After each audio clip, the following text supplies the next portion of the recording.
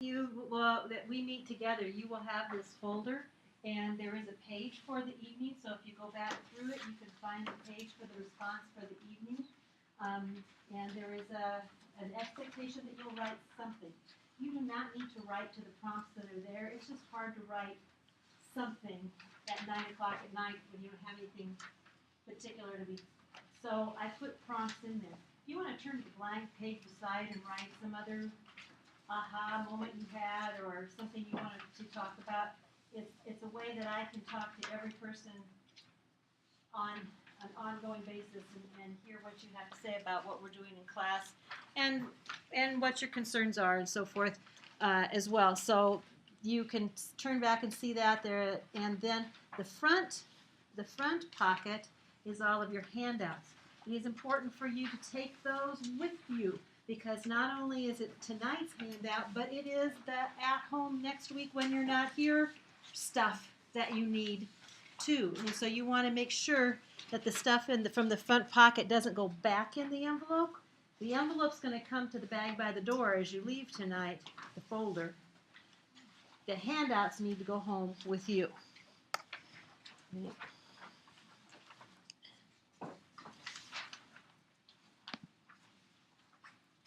That's not what I wanted.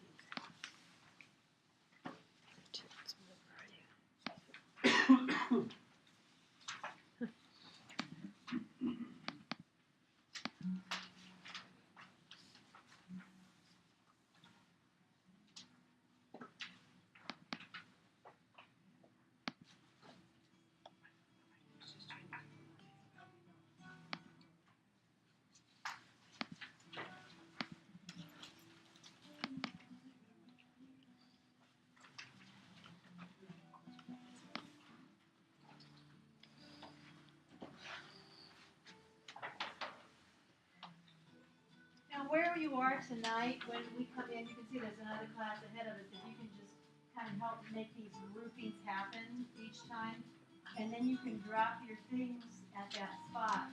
When we come in, we are going to be having kind of a book circle type of thing, so we may be not sitting at our own spot. We may not. It just kind of gives you a place to put your things. But you're going to bring your textbook with you, and for the evenings, you'll have a couple of things that you liked or didn't like or hated marked that you can discuss about the book that evening. So we will bring books with us until about 7:30. What it's going to be is announcements, sharing about the book, kind of getting into the topic for the evening, eating our supper, having Starbucks, whatever it is. Just if it's too delicious smelling, make sure that you bring samples, because I had somebody that liked curly fries or something like that, and it just made the rest of the people hungry. So just watch that a little bit. But otherwise than that, till 7:30, it's going to be kind of a free for all. And that way, if someone is having trouble getting in from the parking lot or had something crash and burn in stats and they need to wait, there won't be new material happening during that time. Then at 7:30, you will meet with the group that you're with right now. And that group I put together purposefully for people that may not have sat next to each other in class next time. Now, I kind of blew it in a couple places, but I was looking for a cross section that I didn't have. The people that work at UNO all sitting in one corner and everybody from this district at that corner and that type of thing. So I mixed you up purposefully for that reason. Because what you're going to do with this group is one time in the semester, you will be in charge of leading the discussion from 7:30 till 8. And it will be on the topic of the evening. The topics are very broad, like sustainability, diversity. I mean, they're really, really broad topics. And for that night, you might bring in an article, you might show people on YouTube, you might tell a story, you might bring them a case study, But it's something as you read the chapter, as you've been studying, it's something that comes up in your job that you thought was really interesting. And sometimes it's completely off the topic. It's something very topical. It might be about buildings burning down this week, or fire prevention. I mean, it doesn't have. Nobody's going to say, oh, that topic had nothing to do with our topic for the evening. And so, if you look at your calendar before we actually get started tonight, there's a calendar that has boxes across it. And you can see tonight it says January 12th and what we're going to do for the evening real broadly and generally. And then the next one is not highlighted. That means you're going to do that on your own by yourself on your own time. But the next time we will meet then is the next time that it's highlighted in bold. And it says the topic is depth. That's the chapter out of the book that we'll be discussing that night. And sustainable leadership is enough of a philosophical book that things like depth can be depth of learning. He really the authors talk about depth of learning and getting meaning. But they're also talking about depth in other ways. And so you might interpret it differently than they do. You can see it says Group A. So one of you, 5 people sitting here, is going to be person A, and they're going to bring something in that week. And I know there's somebody at your table that wants to get this over with. There's always somebody at your table that wants to get it over with, and they'll choose to be person A for you, or you will. Okay? And then you can see the next time is February 9th. Now, if you know that's parent-teacher conferences, don't be leader that night. Okay, so you can see there's an A, a B, a C, a D, and an E. And people usually choose it for the dates that are helpful to them, but they also sometimes look at a topic and say, justice, that sounds really matches a lot of what I've been studying, and I want to bring something in on that. There's just something that calls to me about that topic. So I'm going to be quiet for a couple minutes and let the 5 of you just decide who's going to be. And along the way, I will never know. So if you get to the week before and say, hey, Emily, will you trade with me? Because I'll never know. What I will know is after you're done having your meeting, during the next couple of days, whoever the leader was will blog about it on our class blog. So that if something great happened up here, back there knows about it. Or somebody brought in a great source over here.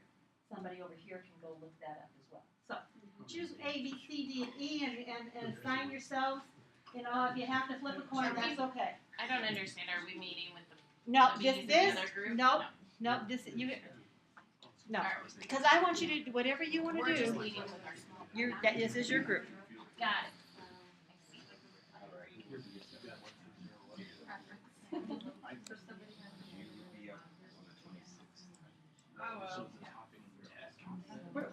Yes.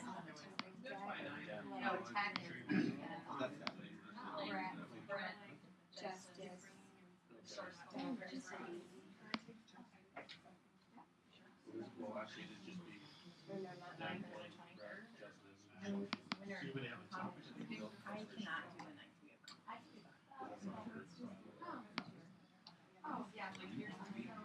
anyone else want to be? We do ours on Wednesdays and Thursdays. So I can do that. Do you want to do 9th or front? I'll do Brent. Okay. Jake. Sorry. No H. Sorry, I had to do. H is a boy? You don't watch Jimmy Fallon. Oh.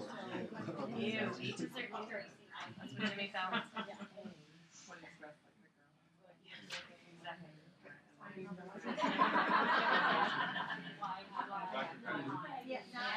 just be group G. I have no idea if it's missing in between C and I'll take justice. yeah, I should be D. Yeah. Where I cut and paste and there's no D. It's D. That's okay. You have one other version. Oh, Yes. And that That's all. so You have to read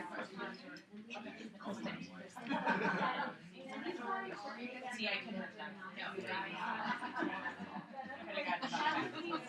She's gonna read it in the.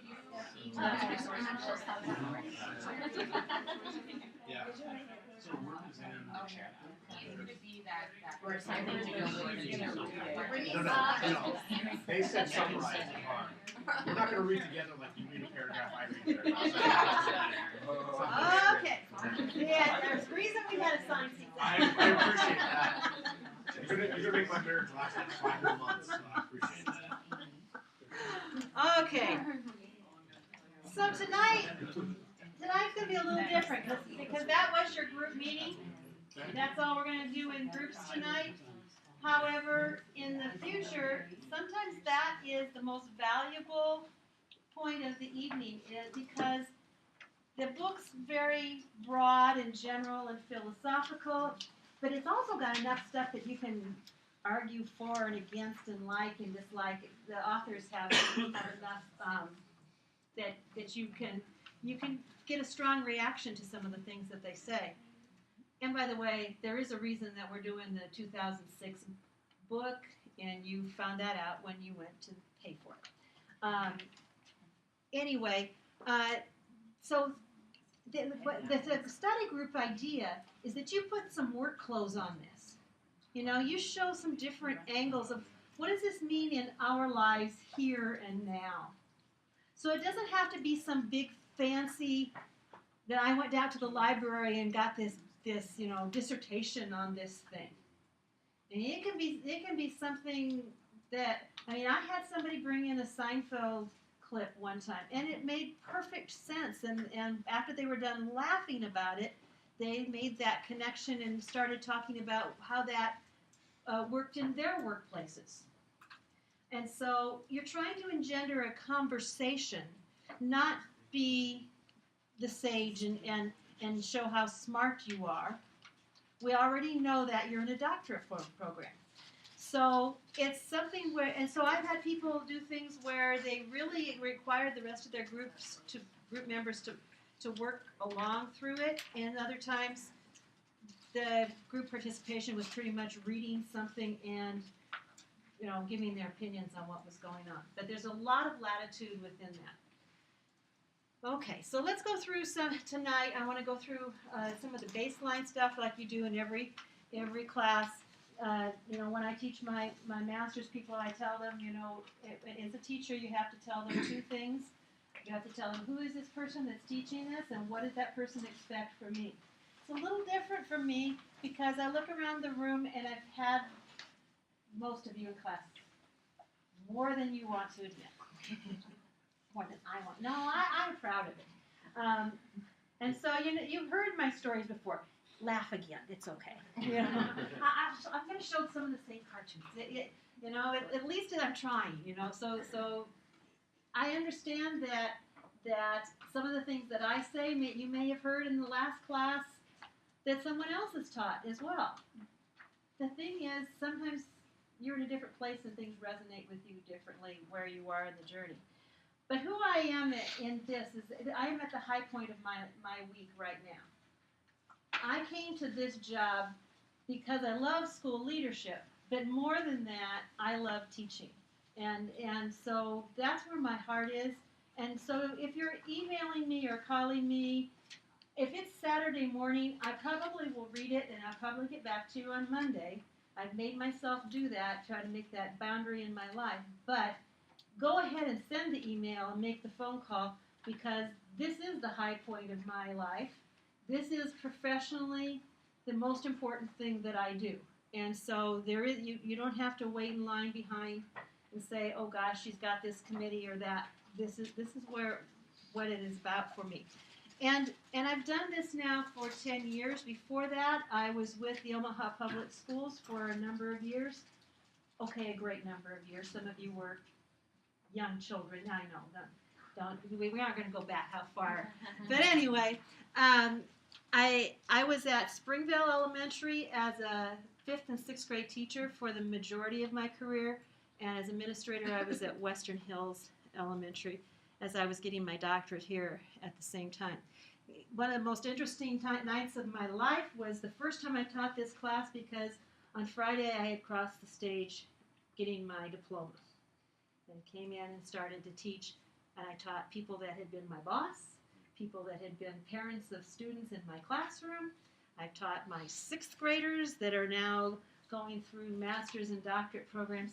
And so what I've learned out of that experience is you just got to be you. You can't be this professional. There isn't going to be any magic wand that says, okay, now we're going to call you doctor, that you're different, because they remember when you couldn't get your car door open, and they're your next door neighbor, and you got to treat everybody with respect, because you don't know who's going to be your boss next, and who are you going to be the boss of next as well. So network with all these people. They are the people that I went through the doctorate program with are still some of the most important professional connections that I have when I need something, when I need to understand something, when I hear about something that's going on in a school district, or I still have those connections. So I know you all said tonight, well, we've had them all in class, but I don't remember their names. It's time to know their names. It's time to know their names, because your paths aren't going to go too far away from one another unless you're going to be moving to, New Zealand next year or something. Get to know one another well. That's why one of the reasons I put you in a study group with people you may not know well is now you have 4 new friends. It's hard. It's hard to talk about what the seminars are really about. I can remember being a doc person in this and going home from this night, first of all being overwhelmed, going, oh my gosh, I'm supposed to do this and my job too, really, and another class too, and what I realized after doing this enough times is you always are overwhelmed the first night because they show you everything and they don't expect you to have it done by tomorrow. They're just showing you everything so you can decide, if I'm going to be out of town this week, how do I get this done before and after, those types of things. But what does it actually mean to do a doctorate seminar? I had to try to get my head wrapped around what do you do in this thing? I mean, it's like we read things, we talk about things, we write things, but it isn't like algebra where you have a body of work where you say, this is what it is. I mean, I don't even have, I don't have any guidepost. Achieving school excellence is like fingerprints. It is absolutely individual.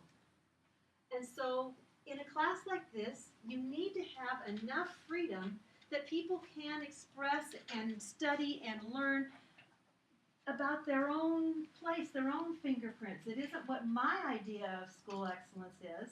I'm not the 2nd grade teacher who knows the right answer, and yet I do understand. I'm also the person that can help you understand how to get that thing called the doctoral degree done. There's times when I do have some expertise. But, so this is my picture of it. This is a scary thing. This is the inside of my head. And this is how it goes together for me. This, you're going to have to tell me what it is.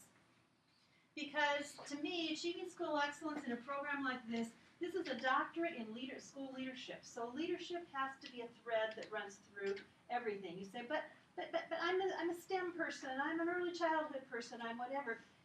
If you're going into a doctorate program, you're going to be an advocate for whatever that expertise is, and you are going to be a leader in what that is. And so whether you have a title or whether you don't, there is a voice of leadership that goes throughout whatever it is that whatever this is.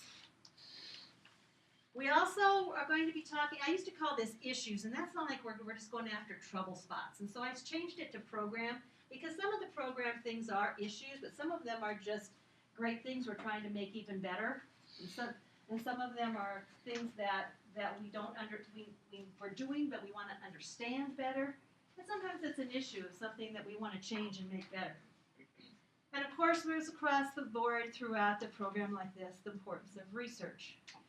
One of the great things about doing a program like this is it gives you time to go and be separate from the day-to-day, minute-to-minute decisions of what do we do next. You have to put some of the other stuff aside, and for this time and in this space, we can talk about some of the bigger things, some of our deeper beliefs, And research fits in with that because research is just other people trying to make sense of things, other people trying to make some proof or some evidence behind what they believe, and we're going to add to that. So in a given class, in a given evening, we may bounce around between all of those things. And it's like Monty Python. It's like, and now for something completely different. We'll be going from something to something else. Like, you have this great study group, and all of a sudden I pull you out of it and show you a video on something else entirely. You're the author of your education here. You're the one that has to make sense of the pieces that come together and decide which ones resonate with you and which ones you'll never think about again. What is that? And I'm not talking about, there's no word cut here called dissertation. While we're going to talk about dissertation work throughout this semester, to me, that is a byproduct of what it is you're doing here. It is not the goal.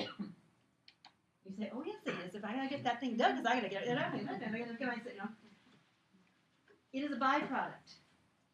Very few people come up to me and say, and what was your dissertation about? And I'm in the business. But people do know what my expertise is from what I'm writing about, what I'm studying. And I do get phone calls, and I continue, and you say, well, yeah, you're in the business. What do you want to be in the business of? What do you want to be the expert at? What are you already drawn to?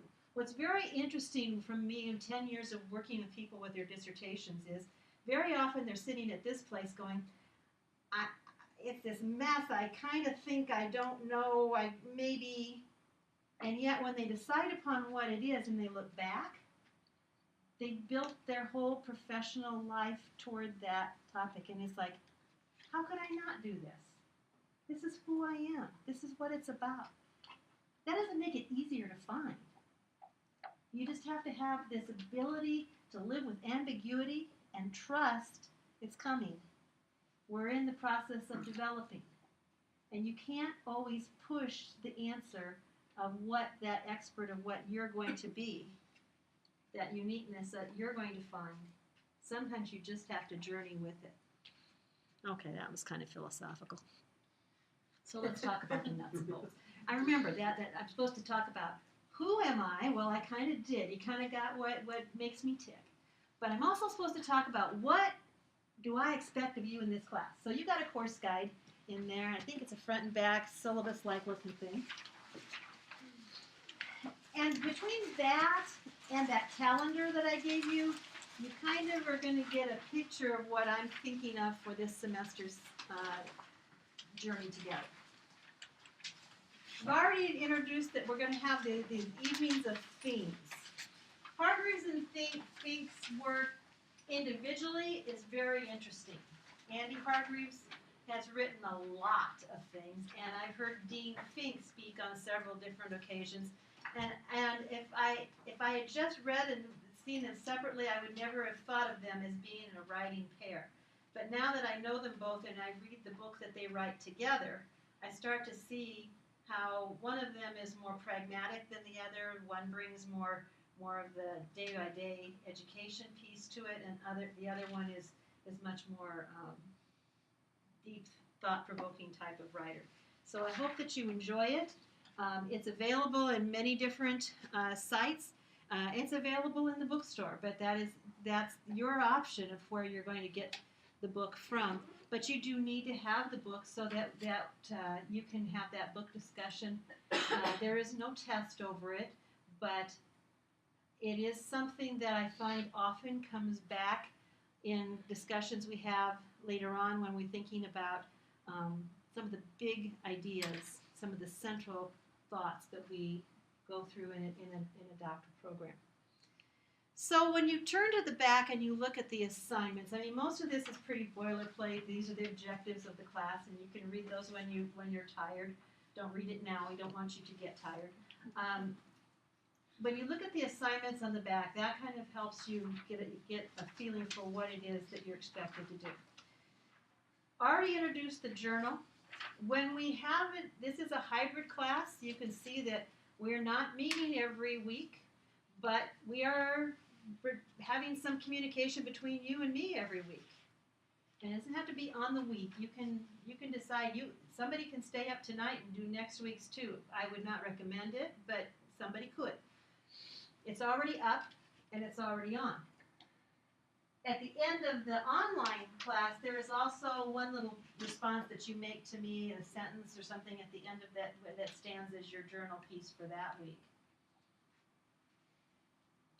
Your study group, you get 10 points for the week that you lead the study group.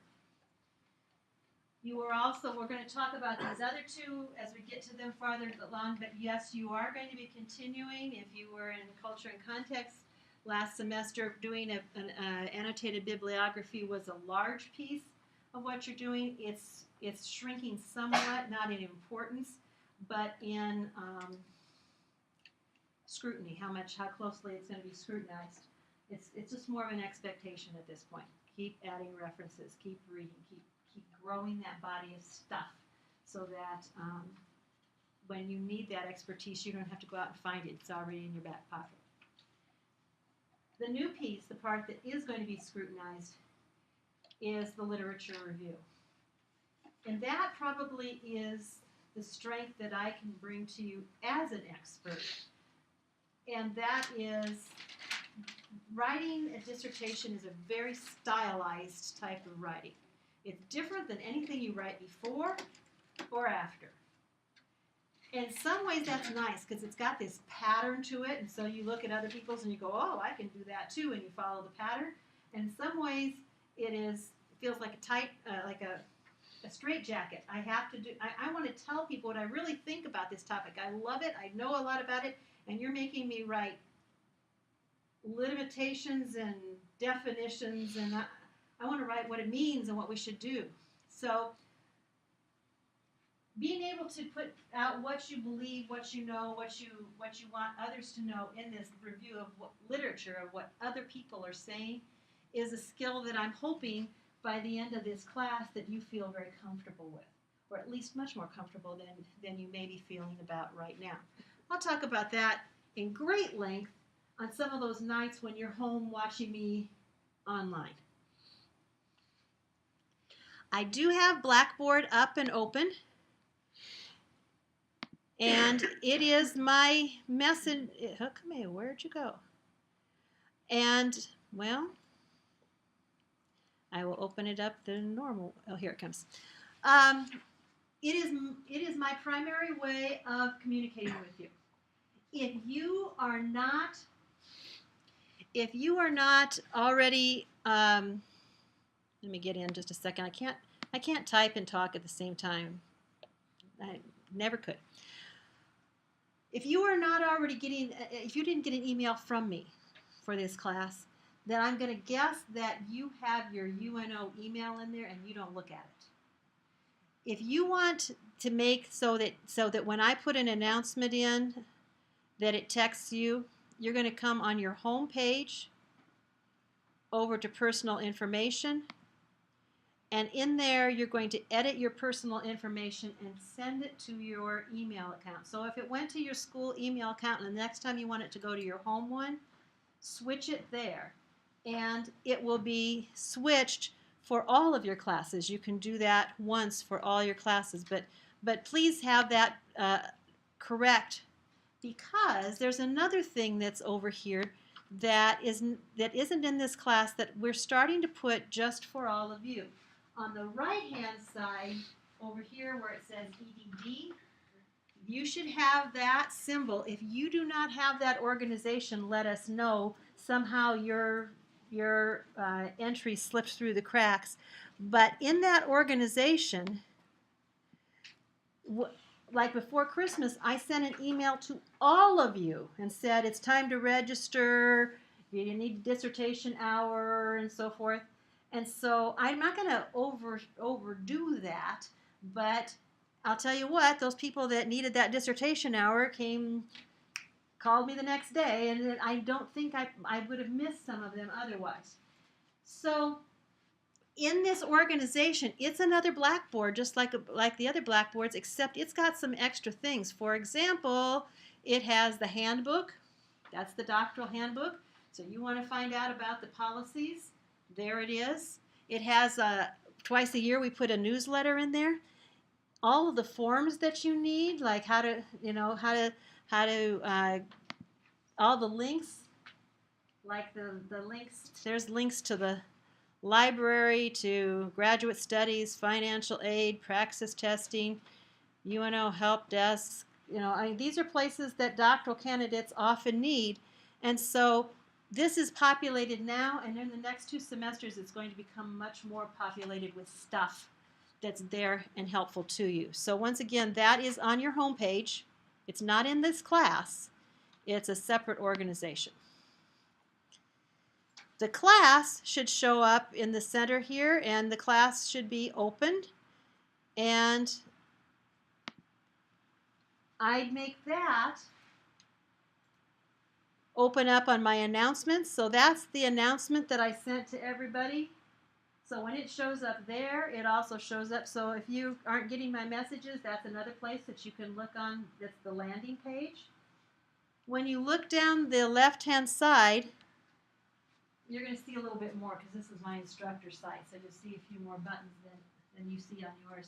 I have opened the first 2 weeks. So you can click into here. When you click on a week, it will have the PowerPoint for the night. So the PowerPoint I'm about to share with you is up and on there. The video that I'm making right now, that's happening right now, will show up in that week 1.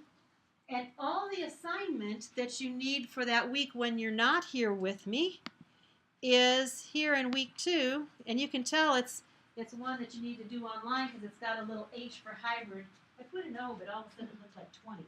And so I changed it and hit okay. So this is next week. And you got that. We aren't meeting. You follow down through. Why? Okay. You follow down through the document, and you actually get to see me in my home talking to you with my PowerPoints. And every once in a while, it will tell you that you open up a Word document and there's something for you to do.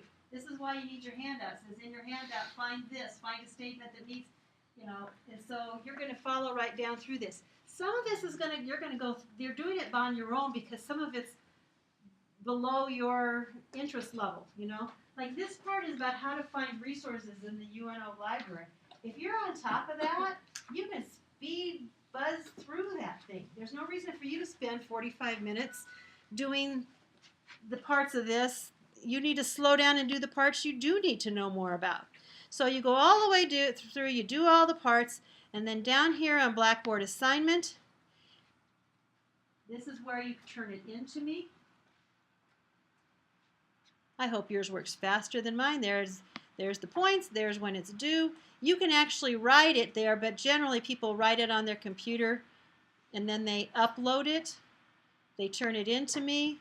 I grade it. I do not look at it every day for grades, especially when it's this online stuff. I don't look at it every day, so you have a problem, you need to call me because I'm not going to look at a Blackboard every single day.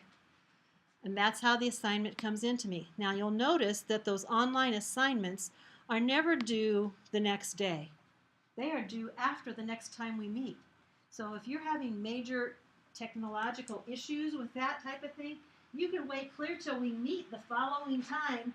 Come bring your computer in, say, help me get on, and get this thing happening. And so you have some space within these assignments of when it is you're going to do those. By the way, I also put support materials, like if it's been a long time since you've had Intro to Research. I've got some of the PowerPoints from Intro to Research here. There's some stuff for the good of the cause. If I'm talking a lot about qualitative and quantitative studies, and you don't know what those 2 words mean, here's a YouTube on it. So all of those types of things are available as well. Eventually, when you are the study group leader, you will go to the class blog. You will go to the one that says discussion leader or whatever. Did I say discussion leader? Yes, discussion leader, and you will blog there and write your response. So everything gets responded and turned in right here on the site. Save some trees, and it also keeps me, you and I can see quickly when the grades are in and so forth. So that's the pieces. I know the two big pieces, that the two bottom assignments I haven't talked about enough. I'll come back to that because they fit style in the style of these things later on a little bit better. So again, we'll get to it. And if we don't get to it, you'll ask me about it soon. So when we look at that Venn diagram together, one of those pieces that we're going to be talking about is leadership. And leadership can mean a million different things depending upon which book you pull off the shelf at Barnes & Noble. I mean, they have a whole section on it. And if anybody had the answer, we wouldn't need all those other 999 books. So it's kind of that blind man and the elephant. It's whatever you grab onto, whatever your part of it is, it's going to make sense to you. So there's teacher leadership, there's district leadership, there's building leadership. There's leadership of the Girl Scout troop. You'll make sense of it how it fits for you. When I got to my comprehensive exam for my doctoral program, Dr. Hartzell, those days we had 2 days to sit down, morning till night, writing answers. And every 2 hours you got another question.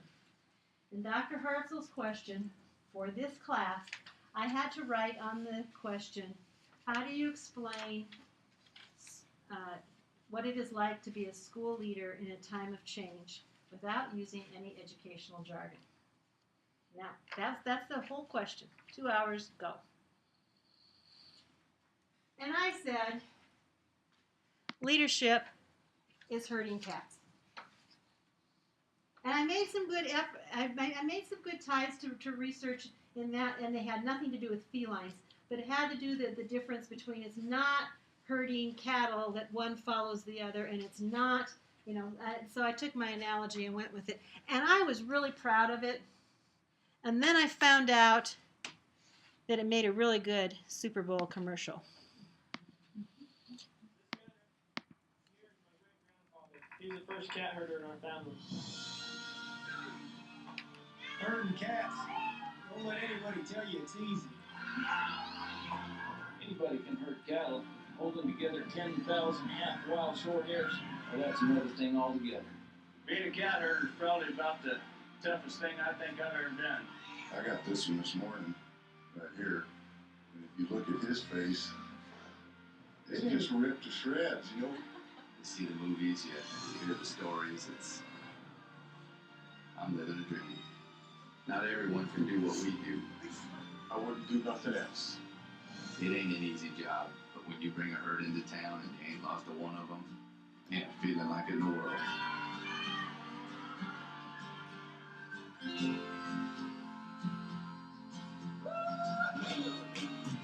EDS, managing the complexities of the digital economy.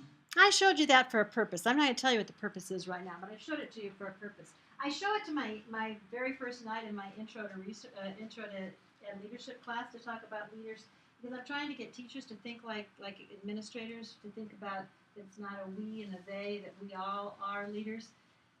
But I show it again to you also because when you hear some of the statements that the cat herders are making, I think that it resonates for all of us no matter what we think leadership. When you say, it's the toughest job I've ever done, but when you do it right, there's no feeling like that. Yes, you get ripped to shreds, but there's such a feeling when you're doing it right that it's almost magnetic. We also will look at leadership out of the idea of how some of these threads and some of these bigger areas of study are intersecting and overlapping. So as we go through some of the themes, some of these themes also will come through and continue to feed our discussion on leadership. So, the second section of what I talked about in my Venn diagram was program. And that becomes very individual, where leadership is a commonality that we're all going to be having an idea about the same types of things when we talk to leaders. We're going to talk differently when we talk about program.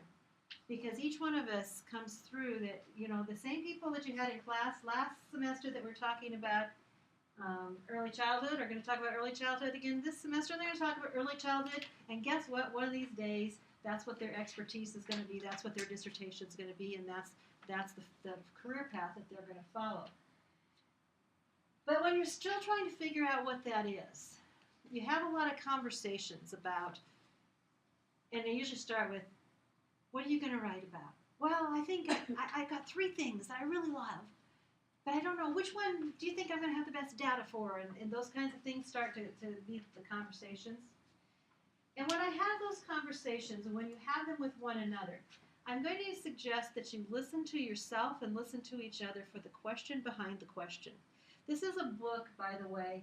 It's one of those little thin self-help type of books, but it's talking about personal accountability. One that resonates with me real quickly is when you have the teenager who shouts out to the parent, "I hate you," what they're really saying is, "Help me. I'm hurting. You're not giving me enough support or the kind of support I need." Or they're confusing what they're first seeing with what their real anger and their real fear. And they're saying anger, but what they're feeling is fear very often. Same thing's true in the kinds of things we're talking about. The question behind the question conversation often goes like this. What do you think you're going to write about this semester? Well, I'm really interested in grading. Oh, so you're going to write a literature review about grading. Yeah. So what about grading bothers you or excites you or why are you interested in this thing? Well, what I notice is the grade point average is everything, but teachers are all over the place, and some of them will give an A for the same thing that another teacher will give a B- for, and there's no kind of, it's this kind of this mystery tour, and then I grade very, very, very carefully, and when I hand the papers back, the kids just throw the papers in the trash. They don't care. The parents don't care. I did all that work grading, and they don't even care what the grade is. What's the question behind the question here? So what are you really interested in? Is it grading itself? I heard 2 things in that, what I just mumbled on there. One thing I heard was teachers not understanding assessment and how that fits with, that they aren't able to use their way of feeding back to students in a purposeful way. Is that what you're interested in? No, maybe not. Okay, the other thing that I heard was that you hand back these carefully graded papers and they don't care about that. Is it generational? Do we have something going on that different generations think about things differently? Is that what you're looking at? Well, maybe that might be part of it. You also were saying that they just throw it away. They don't care. You're talking about they aren't motivated by the way we assess them and the way we're giving, kids that used to like to have the gold star in the paper now don't care whether the gold star's there or not? Yeah. Then the question behind the question is you're really not writing a paper about grading. You're writing a paper about student engagement, student motivation. Until you dig back past that first surface thing, you're going to get essays, themes. You have to dig into what it is that you're really concerned about, that you're really passionate about, and generally it's not the words that people say to begin with. Because you know what? That first paper I was going to get on grading was going to talk about this person's theory of grading and that person's theory of grading and grading on the curve and not grading on the curve. And in the end, what they really cared about was using something to spark the kids in their schools to produce better. And it probably isn't a grade at all. So, as you're thinking about your issue, dig deeper. You say, hey, it's going to be hiring quality teachers, or how does the school finance system work, or, what I'm trying to think of, how successful is one-to-one technology? What are districts doing for a school within a school? Whatever those things are, that's a program, but you got to dig behind it and say, what about that matters? What about that matters deeply with you? And you don't have to worry that you're going to write something or study something or read something in your journey that's going to be anybody else's journey. Because your culture is individual. If you say that one-to-one study, we've had one-to-one studies going through this with our technology people for the past 10 years. And every one of them is completely different because they got a different level of kids, a different type of technology in their hand, a different way that they're measuring it. Some were looking at implementation and rollout. Others were looking at families' perceptions of how this worked. There's always a way to slice it slightly differently. You don't have to worry about that now. You need to go back to the big issue now and lay the foundation for that. If what you're reading is boring you, you're having to force yourself to read another thing. I had a person come up 2-3 semesters ago and say, if I have to read one more article on parent involvement, I'm going to throw up. Like, your body is telling you that's the wrong issue. It's a good issue, but if you're having to force yourself to read about it, it's not yours. And it's nicer to try to get rid of it sooner than later. The longer you go down the road with something you hate, the farther you paint yourself into a corner. Read an article that talked about what would you do if you weren't afraid, so I threw that in here. But basically what I'm thinking about with this third thing is, what do you want to be the expert in?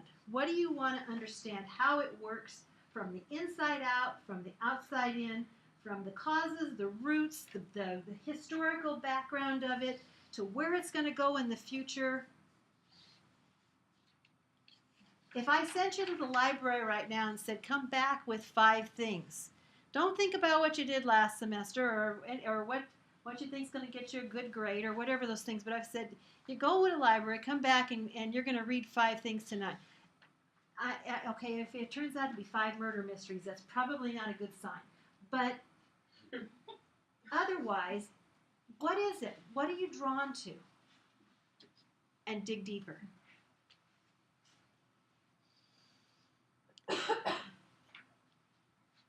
To introduce ourselves to one another tonight, I think we know a lot about some of us know each other quite well. So I think rather than do a traditional introduction, I'm going to ask you, besides just telling us your name and your position, to tell us about something that we might be interested in reading. And frankly, it doesn't have to be big and fancy. I had someone use Goodnight Moon last semester, and it was probably a really good suggestion, to remember that in the midst of all of the journals that you're reading, don't forget to go home and read Goodnight Moon. So I thought, so it doesn't have to be fancy, but it is helpful to us sometimes to hear what some of that good stuff is out there so that we can pick something out that we might be interested in. And I'm going to ask Jackie if you just want to jot titles down. I see if you want to jot titles down, and then and if you just email it to me or give me the paper or whichever one, I'll blot it. Okay, that would be great. So I'll start. You heard about my name and my current position. I am now the chair of the department, and what that means in the university is different. It's like a department head in a way, but it's different in a way as well. So I have teaching responsibilities, but I also have administrative responsibilities. It's kind of like a half and half type of thing. And it's not too tough to go from schools to higher ed because they kind of mirror. There's the superintendent who's who's the chancellor, and there's the principal who's the dean, and so forth. And so, and yet, it is different to be in higher ed as well. And so some of you that are looking toward higher ed as your career, it isn't a one-to-one correspondence, and sometimes you have some surprises of what happens as part of advancing through higher ed. Not bad, just different. Well, anyway, something that I'm reading is The One Thing, and I'm about 2/3 the way through it. But the reason that I really liked it is it talks about, it starts out by telling the City Slickers story about Curly and the one thing. If you remember the old City Slickers, and he says, you got to remember it's the one thing, and Billy Crystal says, what is it? And he says, it's up to you. It's kind of like what I've been saying all night. But the one thing they keep asking about is, instead of trying to solve everything, what's the one thing that if you did that one thing, it would solve the most of the other things that are happening? You know, finding the one thing that matters is, and so it's a nice book. It's got, like, you ask, it has some like little focused questions that you can help you through when you're trying to problem solve or brainstorm, that type of thing. Anyway, I told you a whole lot more about it. I can't help it. You're going to hear more about books that, you know, I had a student write that to me last semester, saying, you know, if I bought all the books that you said, I'm like, you don't have to buy all the books. That's why I'm telling you about it, so you don't have to read it. You know, I don't expect you to go out and buy all the books. But anyway, the one thing is a nice thing when you're looking for trying to get to the heart out of all of the voices of what's going on. So Sarah, just tell us who you are and something we should read. Sarah Churchill, school librarian in Blair. I have to admit, after classes ended in December, I sort of took a little professional reading break, and I've been reading for being a school librarian. Have to be able to recommend books for kids, and also our book club at school. Been reading for that. So I will say I recommended, if you are in elementary school, Stella by Starlight. I read for my students, and it's a Golden Sower nominee for next year, and it is about a girl, Stella, in the South in the 30s, and her father wants to vote, and they're African American, and they are dealing with the Ku Klux Klan in the area, and technically, I guess I didn't read it, I listened to it.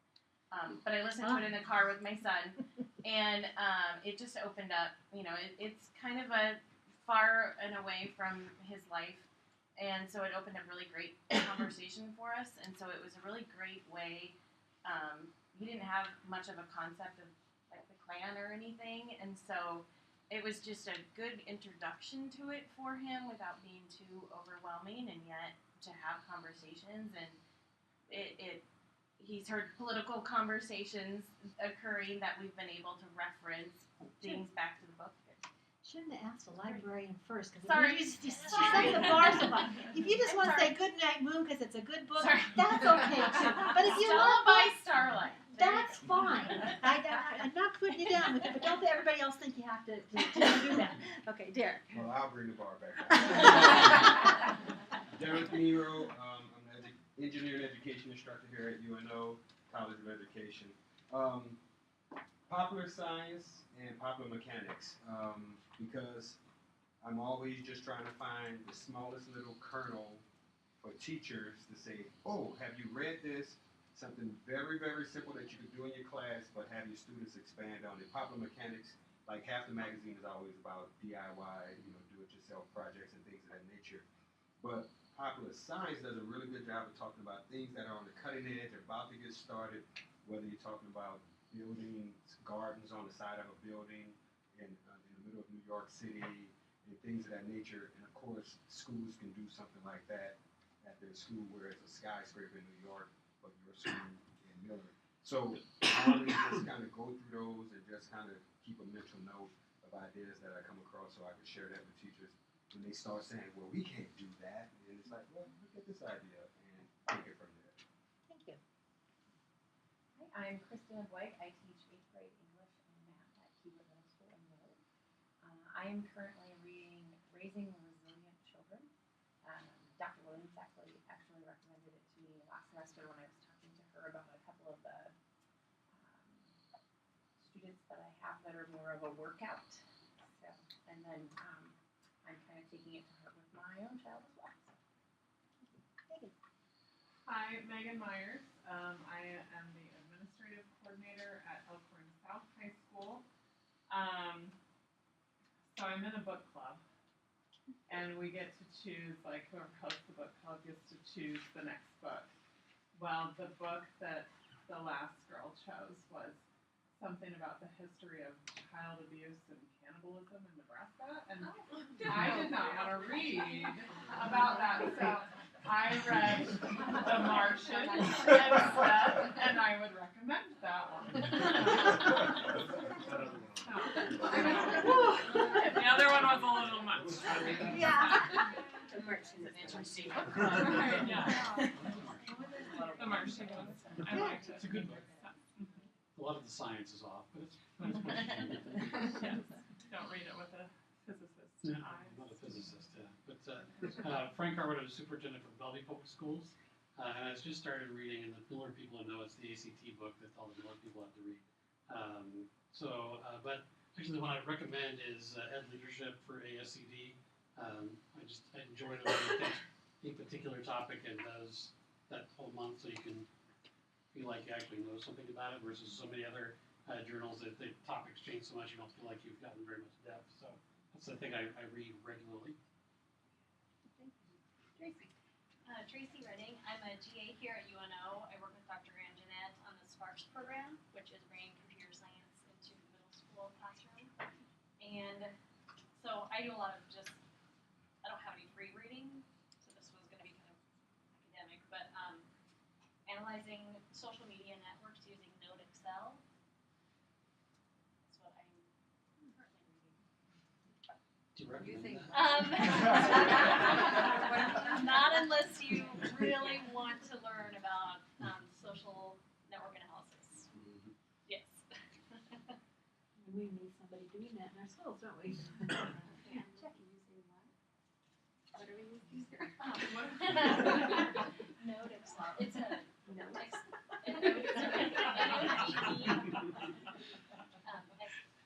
capital X, capital L. Capital. Okay. It's an Excel spreadsheet adding. Okay. Never heard of that. Well, Jackie, you can spell this because you're going to say what it is. This is a great one. I'm Jackie Proctor. I'm the practicum coordinator at UNO. A book I recommend. It's an easy read, but we had to read it for an early childhood class, and that is Plague by Stuart Brown. And I liked it because it was easy to read and quick, and also just because they've taken a lot of the play and the fun out of early childhood, and so it's just interesting to see why we need it, why our brains need that for development. So. And yet, the rise of adult coloring books. Right. Not just children need play, but we all need it. So listen. I'm Melissa Franz. I teach 7th grade at middle school, and right now my almost 4-year-old is really into traditional stories. So we read like Hansel and Gretel and the Little Red Riding Hood, and Three Little Pigs and all of those collections. And I think my favorite is Little Red Riding Hood because in this version, the wolf eats the grandma, and then the wolf eats Little Red, and then the woodcutter comes and shakes them out. And my 4-year-old really wants to know what would happen if the woodcutter didn't come. Like, that's the question he asked at the end of it. I'm like, And you read the book on cannibalism. So hopefully it's not cannibalism. Right. it makes me laugh at his little It's just story. predator of prey. I'm James Abweg. That is my wife over there. Can you? There was too much laughing. I couldn't hear you say your name. James Abweg, James, my thank you. wife. So my better half. So, currently a human growth teacher at Omaha South High School. Yes, I'm dealing with a lot of issues with human growth in the city. A book I would recommend that actually was recommended to me is called Leadership Challenge. And it's interesting because it talks about the different leadership styles that people have on your team and how to actually work with them. And so it's actually it was interesting, and I got a lot out of it, and I'd recommend that one. Emily. I'm Emily Christensen. I work at the Avenue Scholars Foundation, and I run the Avenue Scholars program at Bryan High School. It's my school. My in-laws actually gave me a book when my first son was born. He was now 6, and I finally read it over winter break. My father-in-law wrote a really nice message inside. But it's by Rosalind Wiseman, who's the author of Queen Bees and Wannabes, except for it's the boys' version of it, and it's called, I had to look it up, Masterminds and Wingmen is the name of it, but the subtitle is, it's Masterminds and Wingmen, but the subtitle is Helping Our Boys Cope with Schoolyard Power, Locker Room Tests, Girlfriends, and the New Rules of Boy World. And it's about those topics, just really understanding. We have a adopted son who's 17, and I adopted him just a few years ago, and so bringing a new teenage boy into your home, I work with adolescent at-risk students, and then also having a younger boy who will be experiencing schoolyard power or things like that in kindergarten. Things like that as they grow up, I can apply it both personally and professionally, but it's very interesting to read, and I was never a teenage boy, ever. So it is a good perspective when you really don't have a perspective on that. It might, like some people have read it and said, that's not how all boys think. It generalizes some things, but I think it gives us a good insight to things we really don't have an ability to experience ourselves. We're going to take about a 6-minute break, and then we'll come back for the other half of the book. So you have 6 minutes to figure out a book if you haven't done so yet.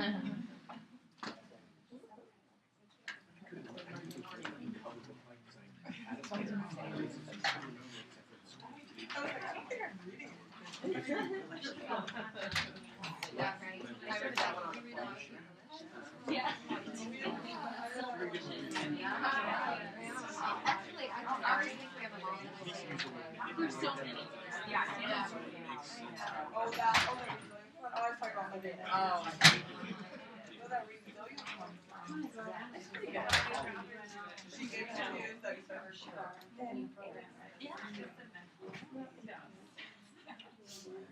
Yeah. No, I can. Yeah, I can.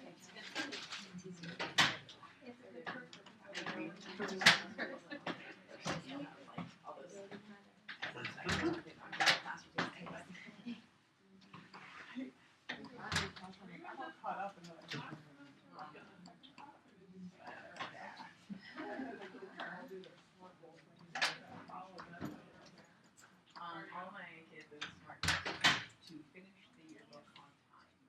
Oh, I did it for our team, so I have to go through them. Sorry, it's probably not weird. Sorry, I can hardly stay with her. I did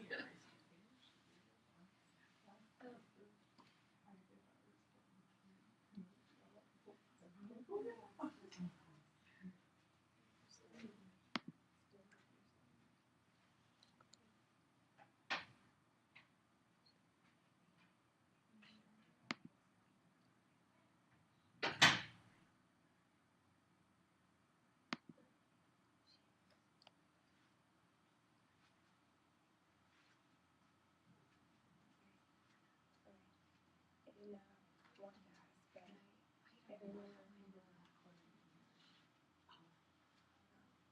Is it? Okay. Thank you.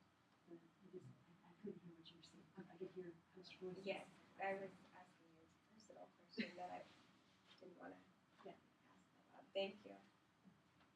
Reminder. Okay. Thank you.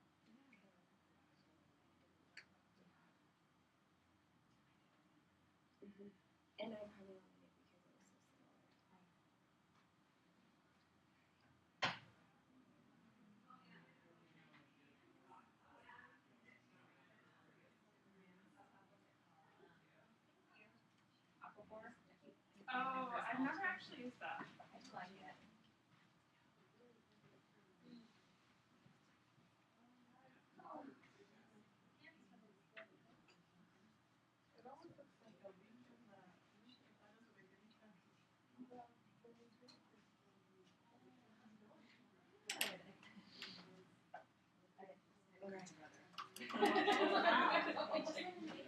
I know, like, it told me that he was text-to-speech or something, I'm like, no.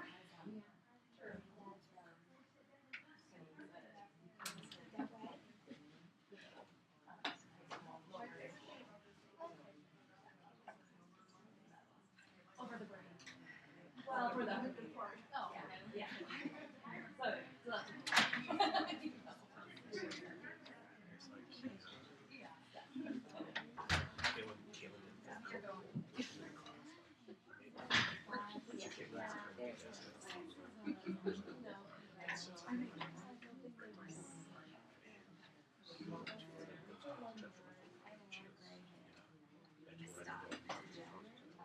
that's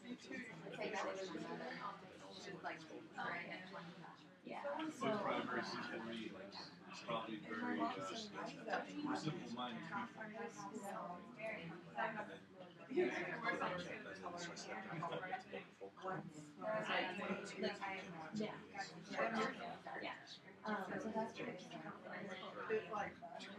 I call it my natural violence.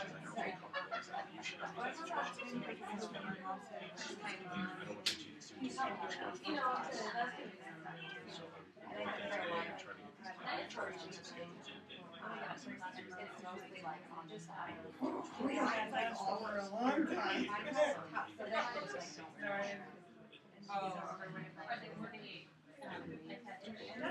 no, these were. My mom eventually divorced so she had no but it looks Hey.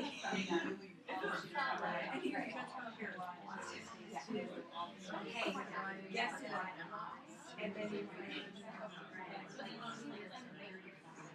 There is a lot of countries older. You know what I mean?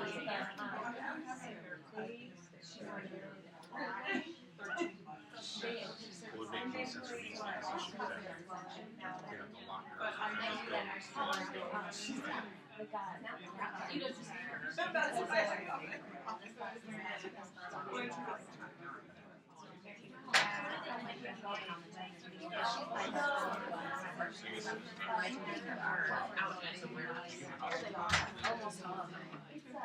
No, like don't like they don't have it out. Not actually out on the shelf. Like they don't have it. I normally at this point have most of those, and I haven't even. Yeah. I have to finish one of the.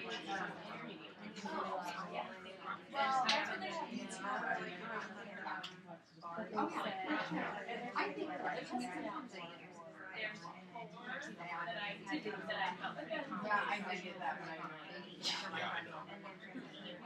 Sorry, I didn't.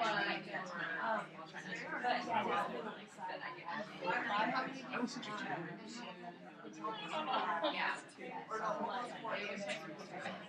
You know, they want the newest, whatever it is, 2,000 bucks. You know, brand new, right?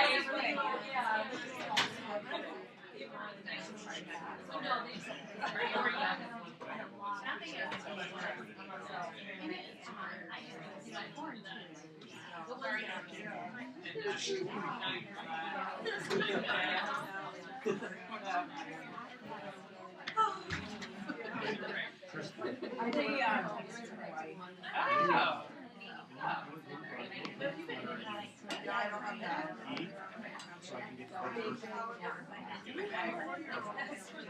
Thank you. I have to present BCP.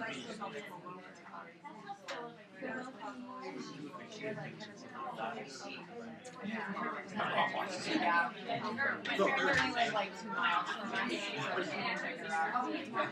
and she is very if we live close to my parents,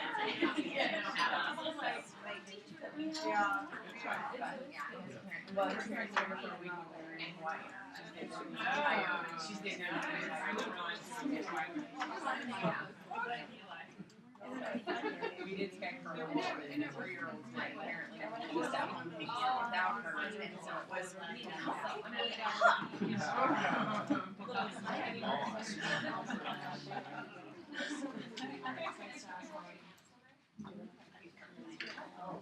Start in the back and let's hear what Eric wants us to read. What?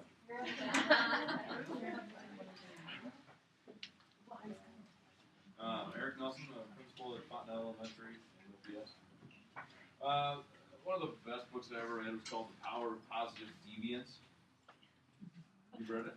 Oh, sweet. I'm done. No. It's on. It's really a book about things that are already being done. But we just don't see them. One of the stories was about going over to Africa and how we try to help and help and help, but then one was about malnutrition, and all the kids in the village were malnutrition. Malnourished. Thank you, Bert. I knew that word. And but there was a family that was kind of off a little bit who was not malnourished, and so they decided to study that family and see why that family is, instead of just keep putting things on the other families. And they found out that the children were fed first, which is great, but in the big stew pot, all the vegetables and stuff were at the bottom. So the kids were only getting the raw, and then the other people were getting all the vegetables. So they changed that around a little bit, and went a little deeper. That's philosophical. Yeah, it's a great concept. You're trying to solve something instead of looking from what's going wrong and finding where it's going right. It's kind of an interesting thing. So, yeah, I'd like to. My name is Stephanie Drudge. I'm a school psychologist for Green Hills AEA, and I serve Woodbine School District and Harlan School District. And I've been trying to get into leisure reading more because I really struggle with starting and stopping books. And I recently started reading All the Light We Cannot See. I don't know if anybody else has read that, but it's just a beautifully written book, and it just intertwines two stories within the World War II era of a little boy and a little girl. And so I'm really enjoying that. And that's kind of something more light. That's a beautiful. Yeah, it really is. My name is Amy Hines, and I am the team leader for the World Language Department at McLean La Vista High School. Let's see. So I had this great experience over the break. I was looking at National Book Award. I like to read the National Book Award winners, and so I saw this book, Between the World and Me by Ta-Nehisi Coates. Well, my daughter gave it to me for Christmas. It was on my list. I was going to go buy it, and my daughter, who will soon next week be 22 years old, my eldest daughter, and so she gave it to me for Christmas, and I sat and read it in one day.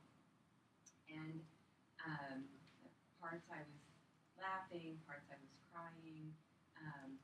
It is a book from a father to his son. And so I'm on Twitter, which I know may shock some of you. But I tweet now and then. And so NPR had tweeted about the book, and I always misspeak. I use tweet as a noun, a verb. I use it incorrectly, and my students think it's hilarious. But I tweeted about the book and how after I finished reading it, I spoke with my mom and I said, "What can I do?" And that's what I tweeted. I asked my mom, "What can I do?" And if you're old enough, you remember Doris Day, "What Will I Be" song. Anyway, that's a whole nother. Somebody else tweeted that at me later, but that's a sidebar, which I responded to. So I tweeted that, and Ta-Nehisi Coates tweeted me, and he said, "Keep reading, vote, rinse, repeat. And I just started to cry. I couldn't believe he tweeted me. And so I tweeted him quickly, now you've made me cry. And he tweeted me back again and said, sorry, with a sad face. So I screenshotted it because I'm going to keep it forever. And anyway, it is one of the most beautiful books and most honest contemporary novels, so read it. And now currently I'm reading, and I'm sure many of you have read this, David and Goliath. I'm just behind. It's Gladwell, so I'm interested in the underdog and what we do to lift people up. That's it. You. My name is Sadiq Al-Abbas. I'm from Saudi Arabia. I taught Arabic language about 10 years in my country. Then I got my master degree in guidance and counseling. Then I worked as a counselor about 3 years. Then I decided to complete my study in the United States. I came with my family. 2012, we came to Notated to study. My wife also studied the same major, education and leadership. She will get his master degree. Yeah, it's I think it's last semester. The book I read is Man's Search for Meaning. It's amazing book. There is some purpose, some reason for your life. You have to find it. Mary. I'm Mary Acapulco. I'm a GA here at UNO in the Office of Field Experiences. So that's going well. A year anniversary. I get to read OPS. So, and honestly, I'm reading a lot about Star Wars right now. It's pretty much every day. We read books about Star Wars. We read books about Lego mini action figure Star Wars guys that I didn't know existed. So that is my life right now. My graduate school work. I guess if I had to give an academic answer, I did read Free to Learn by Peter Gray, which is kind of a neat book when you look at unstructured time and informal learning environments and the benefits on young children. So. Star Wars. And Star Wars. Yep. Yeah. I'm Stephanie Schnobel, and I'm the librarian at Monroe Middle School. And I just finished reading All American Boys, which is a great young adult lit book. It's written in tandem by 2 different authors. I can only remember Jason Reynolds because I liked his other book when I was famous. But I can't remember who the other guy was. But it's a great story, and it tells the story of 2 boys who go to the same high school but live very different lives. One is white, one is black, and the black boy gets beaten by a cop, and the white kid witnesses it, and how their lives change, and how their community changes, and how it starts really good dialogue, and kind of a lot of stuff that our kids need to talk about. I did decide I'm not reading it with my 12-year-old 7th graders, but I will read it with my 8th graders who are 14. So you kind of got to pick. It's got a lot of heavy stuff in it, but it's great. I would recommend it. Thank you. I'm Chris Humphreys, Assistant Program Director at BlackBoard Alternative High School in UPS. Something I would recommend, I would like 3 different areas: nonfiction, realistic fiction, and then kind of crazy out there. And this book, House of Leaves, is kind of crazy contemporary. The actual storyline itself is only about 100 pages, but the book is like 300 plus. The book has its own appendix, which is kind of weird. It's about this guy who moves into his apartment. He finds some papers kind of all over the place, and he's reading what's going on with the person in there. And this guy ends up like sealing the whole apartment shut, windows, doors, air vents. And the next thing you know, the guy finds himself in that place doing the same thing. And then in the appendix and a lot of the other stuff, you actually find stories inside of stories. So on some pages, there'll be 3 storylines going at the same time. Some of them are backwards that you have to read in the mirror, some of them braille, some of them are So it's kind of a puzzle to fit it all together, and there are some secret codes and messages through there. It's just kind of wild and crazy. So, What's the name of it again? House of Leaves. Leaves. Okay. I'm Missy Javins, and I'm the Current Academy Administrator at the Columbus Vista Community Schools.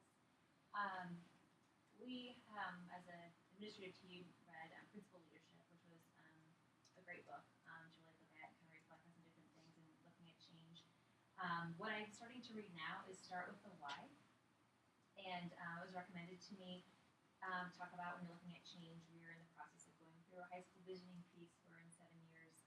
We're projected to open another something high school program. Who knows what it will be?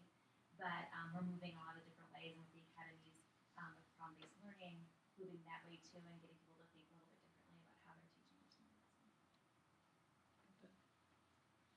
I'm Melanie Olson. I'm with Miller Public Schools. I'm the Curriculum Instruction Facilitator for Secondary Science, World Language, and Industrial Technology. And I am reading Destination Dissertation. It's not particularly meant to be like you start at the beginning and read all the way through, but that's kind of how I've approached it. So far, I don't know that I'll finish it that way, but it's kind of empowered me a little bit to have a better understanding of what the big process is. I felt a little bit lost last semester. Was my first semester in the program because I really wanted to know the big picture, and I think this has just helped. And it kind of speaks to when my brain kind of works as a story. You know, you're going on a trip, and here are some stops along the way. What you need to pack to go. Our faculty is reading that. It's our book piece. So yeah, it's a good one. And the thing is, you have to just sometimes rethink because we do more embedded work. That's like, okay, all your classes are done. Now start thinking about your dissertation. And so sometimes our journey's in a different order, but yeah, it works. Yeah. So let's talk about research. Great segue there.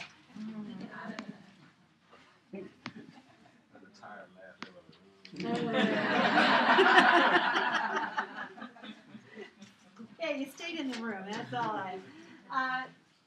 we can get ourselves off in some strange places with research if we're not careful. And so what we want to do this semester is be systematic about it. Because if we just go and read what we like, you keep reading the authors and then you read who they cited, and you can get yourself tunnel visioned in things. So we want to have a systematic way of going across the different viewpoints, because our look at research this semester is that we're going to look at the 360 of it. It isn't focusing in on the program. I mean, I had some people many years ago that were writing on block scheduling, and they were trying to prove to us that a certain type of block scheduling was the best kind. I'm like, that's not where we're at right now. What we're at is, what are all the kinds of scheduling, and what does it matter, and why do we care? You know, so it's so systematically looking at figuring out how to organize it so that you know where to start and where to stop, and what happens in the middle is it keeps getting bigger and bigger until everything looks interesting, and then pretty soon, you know, it's out of control. So we want to have some systems with it. We also want to be rigorous about it, and so that's why you're seeing us as faculty making some kind of suggestions, is a nice way of putting it, about what type of literature people are going after, because it is easy to stay in the world of reading Cap'n. You know, I read my Cap'n every time it comes out, and thinking that's global. Well, that is one aspect and one focus, but if you read one periodical or one journal or whatever, and that's your focus and that's where you stay, you can just be digging yourself into one hole, and you need to have fingers in all of the different things of what's going on. You should be able at this point to have access to two things to be successful. One of them is you should be able to access the library online, and you could see in my online lesson for next week, I put some support for that, because we're all Swiss cheese. I mean, we know how to do what we know how to do, but sometimes we don't know that there are other things there. For example, when I was in my dissertation process, I was doing all this library online stuff, and one time we went over to the library, and I was talking to the research librarian, and they pulled out a book that was about that thick, and it was like the Handbook of Teaching, or something like that, or Handbook of Research on Teaching. That's what it was, Handbook of Research on Teaching. And it was like that big. I'm like, what is this thing? Well, I'd never heard of the handbooks where they actually gather together a lot of the literature on a topic, and it was great for the classic stuff because it went back and said, how did we get where we are now? And if I just sat in my living room and on my computer and just kept looking up my keywords, I never would have gotten to that. So we're going to be looking at Beyond Library Online, but you should be able to do that, and you should also have an understanding of APA. And there are websites, I have some on Blackboard that are helpful, but there's nothing that beats that APA manual. This is one you can't buy the old one for, because if you buy 4th edition, they're going to make you make commas in all the wrong places, and you'll have to redo it. So we are still using 6th edition APA, and we will not change for you so that you have to, even if next year the next one becomes the standard, you can still use the standard until graduate studies absolutely makes us move forward to that, so that you don't have to switch midstream. I did in the middle of my program. They moved from 5 to 6, and I had to put extra spaces after every period in my entire document. I'm not going to do that. We're not going to do that. So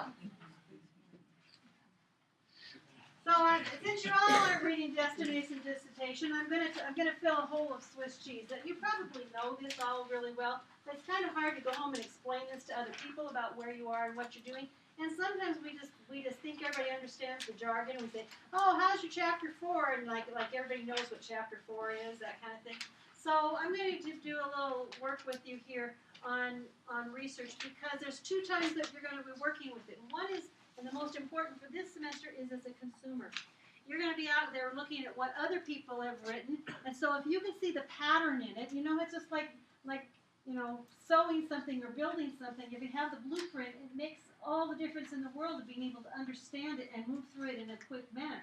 So if you're sitting there copying all those sentences, shame on you. I'm going to give you time to do that later. Right now, you're supposed to you put your pencil down, and I'm going to teach it to you in the whole brain teaching method, and then as you're working, you may put the sentences in at the appropriate time. Okay? So the whole brain teaching, by the way, is something that I show when I'm working with people that are coaching, or when I'm working with new teachers. It's one of those techniques where you can do a short burst of instruction where you really get people involved in what's going on and they remember what it is, because it's active learning, and the majority of our children and adults as well are active learners, and they remember things longer when they are actively involved in it. So the whole brain teaching is all a free website. All of their materials are free. And the cool thing about it is you can get on and get videos, and you can show a kindergarten teacher how they can use it for classroom management, and you can show a graduate class how they can use it to prep for their final. And it works across the board in a lot of different ways. But the first thing about it is you have to have a lot of energy when you do it. So you're going to have to pretend right now and give yourself a lot of energy when you do what I'm going to ask you to do, and because fake it till you make it works for this. Secondly, when you do it, you do purposeful gestures, and so that's the active learning part of it. So when I'm just doing this kind of stuff, I don't expect you to repeat what I'm doing, but when I give you a purposeful gesture, I expect you to do it as well, and when you use that term, I expect you to use that as we go through this. So I'm going to teach you the 5 parts of a dissertation, and you can find this when you're producing this, when you're looking at someone's dissertation, but you also, in most of the articles that you read, can find them as well, especially journal articles. These same 5 parts, this same pattern fits all the way through. And these fit what we in the jargon call the chapters. So there's the 5 chapters. Okay? Now pay attention, because in just a minute you're going to have to teach this to the person sitting next to you. So make sure that you can repeat this back in a meaningful way. All right? So part 1 chapter 1, thank you, Sarah. Okay, it's chapter 1 is the introduction. You see the introduction. Chapter 1 has that whole idea about what's it all about. You remember Curly's one thing? That's what chapter 1, it seems like it's a lot of little different things. It talks about why do we want to study this? What do we, what are the major terms we have to define? What are our research questions? But now you can pick up your pencil and say, what is your central question and why is it worth researching? In other words, what's it all about and why do we care? If you can't get somebody to care about what you're writing about, it's like all those books that you were talking about. If their first chapter would put you to sleep, you never read chapter 2. And so you have to tell us why this is a problem, why we care about it, why this is something that's important, and then you tell us what it is. Okay? Okay, that was chapter 1, introduction. Chapter 2 is this one. Chapter 2 is not this one. Chapter 2 is 1, 2, right? It's a 2, but it's an L for a reason because we're going to write some literature. Okay? The literature review has 2 purposes. One of them is this finger points, right? It talks about all the other things. Thank you. All the other things and all the other people that what's happening, so if I'm doing one-to-one technology, what's happening in Maine? What's happening in Korea? What's happening? What happened back in the early '80s? And so it's that 360 view of what, and it's all around us. But guess what? That other one's pointing back and saying, "I'm the expert. I've read a whole lot about this. I've put it together in a way that makes sense for you. You can trust what I'm going to say because I have some expertise in that." Literature view, 360, expert. Now you may write. How are your ideas for research related to what's already known? In other words, I have this idea that I'm going to be thinking about. What do other people in the world think about this thing? This chapter 2 is kind of like a textbook. In it is all the stuff that somebody needs to know to be able to understand what you come up with in the end. There's lots of citing in this, and that's what we'll talk about this semester as well. Okay. 3 is going to go this way because it's an M. 3 is methods. Chapter 3 has 3 parts to it. The first part of the methods are going to tell us who the participants are. 3rd grade students, 2nd year teachers, Nebraska superintendents. Who are they? And you're going to paint a picture of who they are, why that group. The second piece of that is the instruments that you're going to use. I'm going to use a survey. I'm going to have a series of questions that I'm going to use. I'm going to have a focus group that gets together. I'm going to study compare the NISA tests to the college going rate or whatever those things are. And the third piece I started to get into, the third piece is your data collection and analysis. How are you going to judge whether you came out with that? So there's 3 pieces. The who, the instrument, and the how. How am I going to do that, okay? So now you got it. You know what that is? You know what that is. Those 3 things together are what we call the proposal. When somebody's ready for proposal, and I had somebody in my office tonight that's going to propose in the next 3 weeks, and she's not asking anybody to marry her, she's going to go to her committee and say, I've got those 3 pieces done. I know what my central question is. Here's what other people think. And this is how I'm going to answer the questions. The committee looks at it, and they're looking not to tear it down, but they're looking to make sure that it's going to work, that it's going to get permission from the district to do it, those types of things. And then they agree to the proposal. And that's like the contract with your committee. that says, if you do this study, we will call you up. Now you're going to turn to somebody next to you, and you're going to tell them what you've just learned about a journal article or a dissertation about the first 3 chapters. Ready? Teach. Both of you teach at the same time. Nobody listens. You talk to each other. It's just lots of jabber. All right, let's go.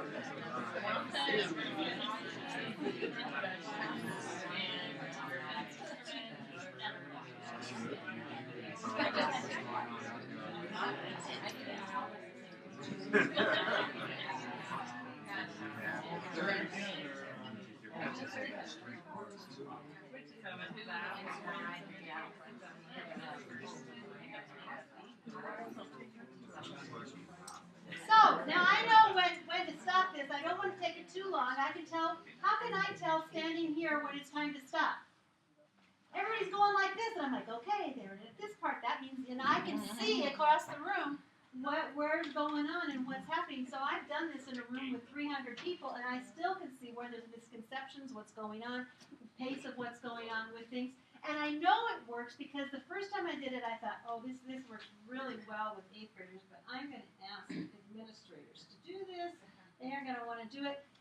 Within about 6 months after that, one of those administrators came to me at a meeting off campus and said, you know, I'm trying to work on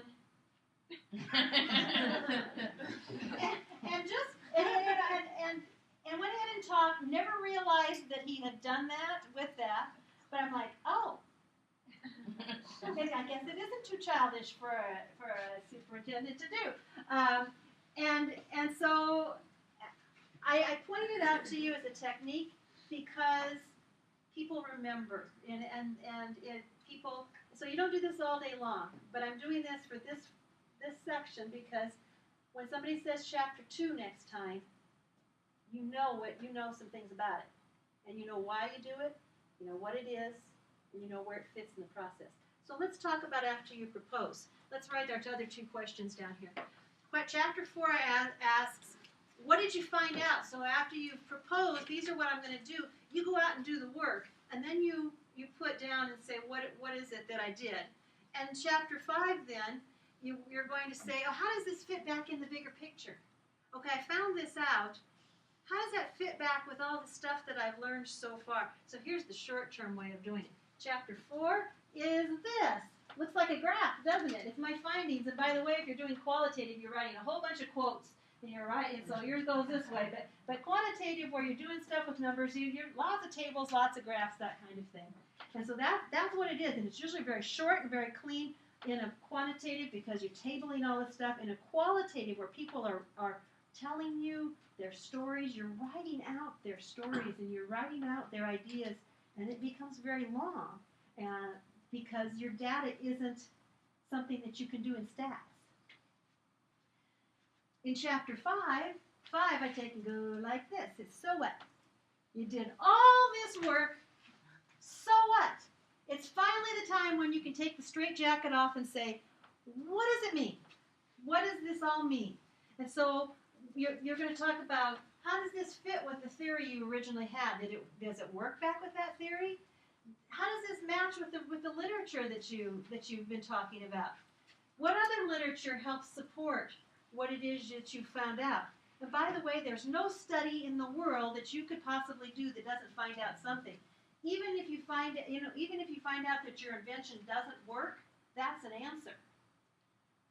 Even if you find out that nobody cares, that's an answer. You say, what do you mean nobody cares? We had a study where somebody did and asked principals about what kind of professional development do they want. They didn't want any. That told you something new. It wasn't that they didn't want to learn. They didn't want to learn in that way. It was time to do something else in their career than sit and have another, meeting. And so they found out something. It wasn't what they wanted to find out. They wanted to find out what topics. And what they found out was, you got to do it a different way. They felt defeated until they figured out maybe it's probably a better idea we asked them instead of continuing to beat a dead horse if that's not what they want. So you can't come up with something that doesn't matter. It doesn't ever happen. It's not a worry you need to have. So that's what the whole picture of this looks like. And you're going to get in your handout you're going to get a quantitative study and a qualitative study. And that's one of the things I'm going to go through with you next week and have you talk to you about how you read them so you don't have to read every one of them like it's going to be on the final test. How do you read it so you can get the juice out of it quickly? And if you know the pattern, you can find those things because it follows down. You can go through just about any journal article you have, and you can find when do they switch from here to here to here to here, and it follows that pattern. So, if you're going to be reading those articles, I'm going to ask you to be critical. We are good educators. We were good at school, so we know that if it's in the textbook, it's right and it's going to be on the test. We know that the teacher is trying to teach us in such a way that they're the expert, they know. And now we're saying no more the teacher, the expert, but the website isn't the expert. You're the expert. You have got to critically decide what's in and what's out of what I'm writing. What things do I believe in and follow? Which things are on faulty ground and I shouldn't follow them? So going to give you just a few minutes on criticism. When we say criticism in our language, we sound like, if you're going to criticize a restaurant, you're not going to tell how delicious the food is, right? Criticism usually means you're going to tell all the weaknesses and all the flaws. But that's true. You got to have a little bit of skepticism. Remember, nobody writes anything except they want to change your mind about something. Nobody writes something because they don't care. They have a vested interest in what it is. And so even if it's a book of mathematical equations, there's somebody that shows which equations were in and which ones were out. They care. And they have a viewpoint and they have a bias. And so you have to be a little skeptical because, again, what I was taught as a fact when I was in 3rd grade may now have been disproved. I don't know whether Pluto's a planet or not. But I have to be skeptical about these things instead of saying learn the names of the planets. I have to have a bit of skepticism, so do you. You can continually talk to yourself about the quality of what is being done. How well did they go back and check their facts? How well did they support with evidence what it is, the findings that they're making? And the claims that they're making, you have to kind of ask what's the question behind the question. It's also what's behind why they were saying it. And I'm not saying go around and tear everything down, because sometimes what's behind it is you're finding the good things. Oh, these are the beliefs, these are the values, these are the positive things, but you still don't just swallow and accept everything just because it's on the written page. When you don't agree, you respect their right to have a different viewpoint than you, and you do write that opposite viewpoint. So that person that was saying that block scheduling was the best thing there ever was also needed to write that traditional scheduling is the best thing there ever was, and modular scheduling is the best thing there ever is. You have to respect that there are people that have a reason that they put those things in place. It may not be your reason, but you still have to show a respect to all the viewpoints of what it is that you're studying. And be open-minded to it, that nothing is all good or all bad. And so you have to keep an open mind. By the way, this is the big pitfall. People coming in, they say, I'm so passionate about teaching phonics. That'll be something to read. Phonics is the way to teach reading. We need a strong phonics in our early childhood training, and that's the best way there is. If I'm not open-minded to that, when I go out and do my study and I find out that the kids that had my strong phonics program didn't do as well or worse than the others, I'm going to be crushed. You know, if I'm that close to it that it's going to break my heart to find out that my theory isn't true, I need to step back a ways and maybe look at something else. Because if you're that much into it that you can't see the other side, and it's not okay if the other side, if the other side comes out the winner of whatever it is, you're too close to it, and you will have a difficult time getting to that so what. Turn to the page. It's trying, but maybe if I quit pushing on the button, it might do it. There we go. So we're going to hit a little far out. It's just, but stay with me. It makes sense in the end, I think. We'll try. What Wallace and Polson say is that to be a good consumer and producer of critically acceptable writing, we as authors and as readers use tools for thinking. And I have been using them on you all night long. One of the things that we help our thinking is we put ideas together into concepts.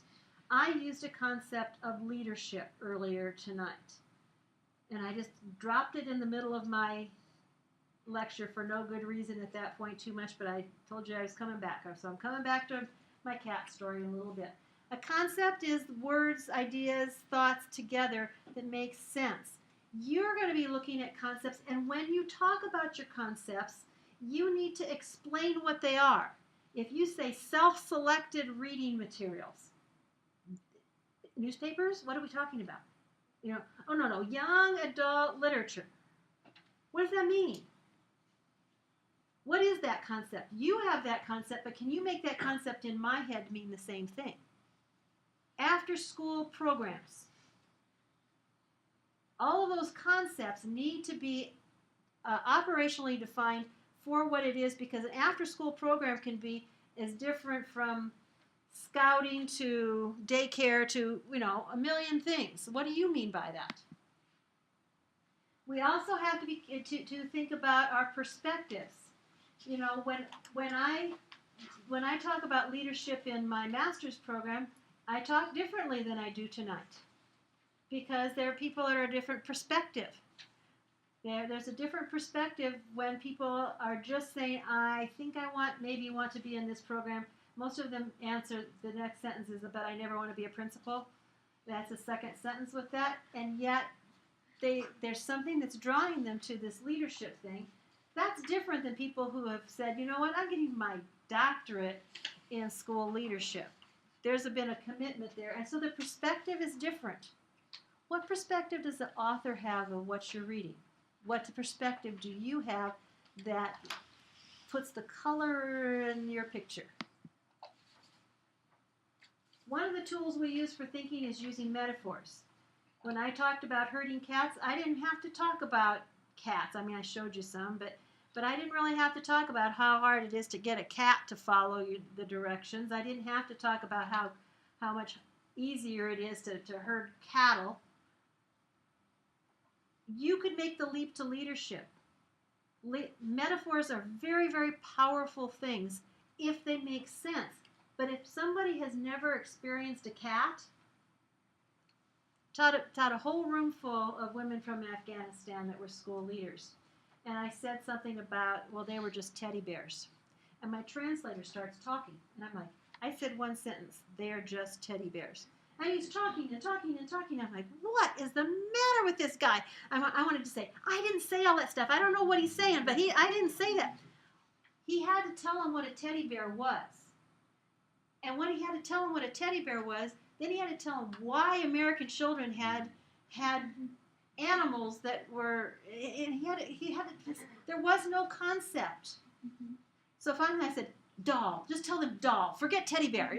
Doll works the same way. Do you have dolls? Yes. Okay. And so the metaphor you have to have the concepts behind it, or the metaphor makes no sense. Now you can see that we talk in theories and models, and we sometimes do it we think about theories as being like gravity being, or relativity or that type of thing. But we have theories about everything we do. We have a theory right now that getting a doctorate is going to be a positive thing in our lives. Why? Why in the world would we have that theory? I don't know. Well, let's go home and watch television. No. What? Why is that? We've seen other people that has worked for them. Or they, it could be the state of Nebraska says you got to have it for your certification for the, it doesn't have to be a theory, but we're following some theories, and the theory is a cluster of ideas that help to explain why things are the way they are. We also use assumptions and ideologies. I think that's one. We have this whole class called Achieving School Excellence. That assumes that we can. What does that mean? Does that mean that 100% of our students reach proficiency by 2014? Obviously not. What does it mean? And yet, you swallowed the whole idea of taking a class called Achieving School Excellence and never questioned it. Well, maybe you questioned it, but I didn't hear it. What does that mean? It means something different in Afghanistan than it does here. And it means something different today than it meant in your grandparents' time. And yet there's some commonalities that it means the same in all of those places. So what am I talking about with those tools? Well, what I'm talking about is you need to raise your awareness of when people are using those things, because they're using them to help persuade you. And you also can use them as tools to aid your thinking and your reader's thinking. Now, this thought is called the Benches of Knowledge, and I think it's over-graphed. This is basically what it says. The more we think that when we're reading something that if somebody is certain about what they're writing about, the more they're vulnerable to maybe not being right. The more we generalize to all people, all whatever, the more likely it's not right. You heard Emily say that earlier, Noah, that this isn't the experience of all boys. She just pulled back her degree of generalization, and you were more likely to agree with what she said because she didn't say this is the experience of every teenage boy. So that when you come across things that say everybody, all the time, this is the way, it makes it more vulnerable. Now we know that. We know that from the old true and false things. When somebody says all children do whatever, well, that's false. But watch for that. And the reason I'm telling you right now to watch it as an author is because it is very easy to jump into generalization land. Children learn this way. As teachers, we know that. All of those kinds of things come out of our thought processes as we're trying to make the concepts come together. But if we make them too generalized and too certain, we also take away our believability. And so do the things that we read. Which takes me to the notated references.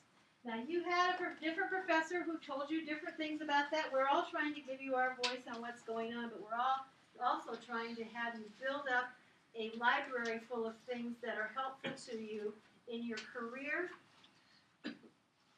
and in your doctoral program. What you're going to be asked to do this semester is that this is not the be-all, end-all end product, because this is not the skills building we're doing this semester. What I'm asking you to do is you can't write a literature review if you don't have any literature. I've seen people try to write one on 3 articles. It's getting blood out of a stone. If you don't have a lot of stuff. When I was writing my dissertation, I had a dining room table with all my articles printed on it. When I was done, 5 out of the 6 stacks were never used in the dissertation. Here they're used. The things I said, no, that's not important, that'll be nice for later on, I'll use that someday. I also read and used that experience, but you can't read 12 articles and say those 12 articles become the 12 articles you're going to actually use, because 6 of them probably don't have a whole lot to say to you. So that's why we're asking for the big piece of it, because you have to decide what's in and what's out. And don't ever get rid of those 6, because all along when you get down to that so what in chapter 5, and you're saying, so what? You know, oh man, I read that really great article, and you know, so you keep them all. So you're going to be asked to do 20 to 25. But I'm not asking for any kinds of necessary big summary piece out of this. This is not an annotated big bibliography where you are doing the summarization of what's going on. You'll see me next week trying to teach you to speed read through some stuff. There are times when you only want to read the article because you want to look at the instrument and say, do I like their questions? Does that match with the questions I want to do? There's another time when you only want to read the introduction because you're working on the same problem, but their population is so different of what they're talking about, the rest of the article doesn't even matter. There's no reason to summarize those big parts, that stuff that doesn't matter to you. So what I'm asking you to do is to blend current, classic, different types of sources, which I'll talk to in a minute, and I would like for you to put down the stuff that's important to you. I don't care if it's note cards, I don't care if it's RefWorks, I don't care if it's a database, a spreadsheet. Organize it in some way so that you can come back to it, and do not give me the same stuff you gave the last professor, because I will check. And I will check for your own good. There's people that save themselves now by retreading over the same stuff, and then they get to that dissertation phase, and I have people in tears in my office. Had one again this summer. 6 of the other people I started classes with have graduated, and I haven't hardly got anything done. And I'm like, why are you telling me? Why aren't you looking in the mirror?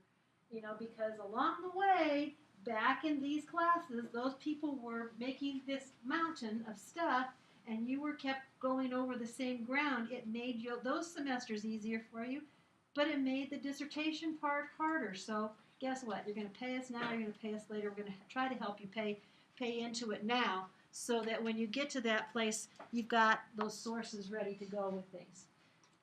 Purpose for this is to help you provide some fodder for the literature review that you're going to be writing. So I'm not going to be judging them, except that you've got the APA stuff you need to have, and you've got the information you need to keep with it. If you've got a system you're already liking and using, keep going with it. If you don't, it's time to change and make it something that you know, I was not ever the person that would write all the note cards. It drove me crazy. I wrote my stuff on my actual articles. I had everything color coded and so forth. Find your system. Find how it works for you. So as we go through, and this will go through with your citations as well, and the things that you're doing for your notated bibliography, make sure that it's balanced. It's real easy to get. You know, we're into practice, and so it's really easy to get into that practical knowledge, you know, of what's going on. Because that theoretical stuff's so far out there and flaky or hard to read or whatever, that type of thing. But when you only listen to one source, you're not able to use all those tools for thinking. So some of your things should be journals. The journal of this. You know, some of them should be studies where people are studying this, and they say 35 people did this, or we did a case study on that person. It should not all be Kappens. Kappens are this type of knowledge. This is where practitioners are talking about how things work. On the other hand, it shouldn't be all journal articles. It isn't a whole list of you know, laboratory stuff. We have to be in the practical world too. We have to fit it with the theories of what it is, of how. So our concepts all work together. So that leads to the 4 types of literature. Here's my whoops, too far. Here's my hint to you about being careful about leaning on one time too much. all of them have important things about what they say. Research does, theory does, practical experience does, policy does.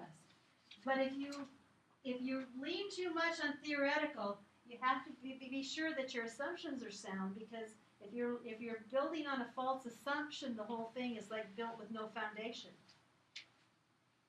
If your research is overgeneralized or the design is flawed, you have to be careful to actually read the research. You can't read somebody reported that somebody else said. That's like the game of telephone, where the message at the end isn't really what happened at the beginning.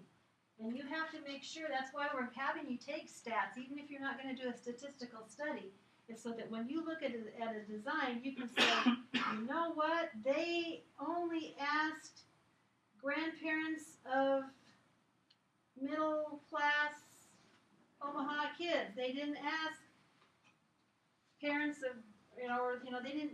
You start to have that skepticism, and you start to see the design and how it works and whether you want to believe in it or not. Same thing with the practice. Practice sometimes, is following the follower. The number one reason why a district adopts something new? The district next door did.